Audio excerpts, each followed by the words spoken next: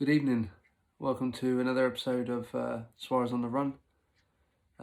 This episode we're concentrating on Amsterdam Marathon and evaluating the day and how the trip went and do's and don'ts of what I made, what mistakes I made. Hopefully pass them on to you so you don't make the same mistake. Travel was amazing. I had first class travel with British Airways, so no excuses there. It was absolutely amazing. Lovely lounge start, and then lovely breakfast on the plane on the Saturday morning we left. So thank you to my wife for organising all of that. It was perfect. We arrived in Amsterdam, and I've never been there before. The tubes, trams, trains, it was crazy.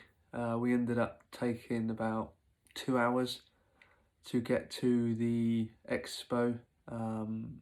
Me and my wife were going up and down the wrong way, getting on the wrong trams. There was protests. It was just a nightmare. We got there in the end with all our luggage. We didn't even get to the hotel. We sacked that off because we were so far away. We were closer to the expo than we were the hotel. So we sacked the hotel off and went there with all our luggage. The expo was crazy, really packed. Quite a small expo. Had most of the branded stuff in there, but it was really busy. So that we got that out of the way. It was quite a good atmosphere there. Got a taste of what was to come on the Sunday. We made our way over to the Hotel Akora. If anyone's ever in Amsterdam, I must admit the hotel was out of this world. Do check it out, Hotel Akora Amsterdam. Absolutely amazing. It was so nice. We got there on the Saturday, and we did not leave until I did not leave. We didn't leave the hotel. I didn't see no red light district. I didn't see no bridges. I see nothing. I just stayed in the hotel and didn't move. So yeah, hotel was amazing. They really looked after us, so really appreciate Hotel Cora for that. Sunday morning, woke up at 6:30. Went down for breakfast. A lovely breakfast. Had an omelette. Had some fruit. Had a lovely coffee with 2 sugars. I had a Lucasade, and I think that's it. So that's what I had for breakfast. Then I went upstairs and had a bath, really hot bath, got my kit on and got prepared to go. I wore my kit there with a tracksuit on top to keep myself nice and warm as it's quite cold. So yeah, don't get to the start line freezing cold. Make sure you have a tracksuit. There is luggage most races to leave your stuff behind. Getting to the race was very, very busy. The trams and trains wasn't free. I was told they were free. They're not free, so you have to wait for the barriers. So do allow yourself enough time to get to the start line, as it is very, very busy, very congested. It took me about an hour to get 1.5 miles, 2 miles on the train, on the metro, due to congestion, trying to get out with your tickets. So yeah, do bear that in mind if you are running the Amsterdam Marathon in the future. Got to the start line in plenty of time. Got there about 9 o'clock. The race didn't start till past. Had a little walk around, soaked up the atmosphere, phoned a few friends, and got them on FaceTime and showed them where I was and what it was like. And dropped the bag off about 9:15. So I try and leave it as long as I can before I drop my bag in, because I like to keep warm. I'm a bit of a I feel the cold, so I waited as long as I could. Before the race prep, I massaged Vaseline into all the areas that we're going to rub, or potential rubbing, so in between your legs, under here and under here. I think that was it for me. Everything else was fine, so make sure you do get that prep before you take off, because you don't need any kind of pains, any extra pains that you're gonna encounter on a marathon day anyway.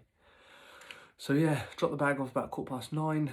Made my way over to the start line, which was, again, took me another 5 to 10 minutes to get in from the congestion from the baggage to the start line. I was in the wrong pen really for what the time I wanted to do. I didn't realise it was going to be so narrow. The start of the first 5 miles are very, very narrow. So if you are going for a time, please do put in the correct pen. I put in the 3:15, the 3:30 pen, and it was it was a very, very slow start. I was walking at mile 3, and that's how slow it got. I even saw people nearly having punch-ups, and I've heard reports of people who were having punch-ups on the race. I've never heard of this in a running event before. From the amount of jostling, cutting up there was in the first 5 miles. So yeah, do bear that in mind if you ever are doing the Amsterdam Marathon in the future. So yeah, first 5 miles I was already behind. So the next kind of 10 to 15 miles I really did put it in. I was taking off 10 to 20 seconds a mile of what I should have been doing. My race plan was to do 7-minute miling for the first 5, then drop in the 6:50 to about 15 miles and see what I had left for the last 6 miles, see if I could grab any time back, but that all went out the window. So yeah, sometimes you have to plan for things not always to work out the way you want them to, and try and claw things back. So I went to Amsterdam, I thought, right, I'm just going to give it my all, and went for it.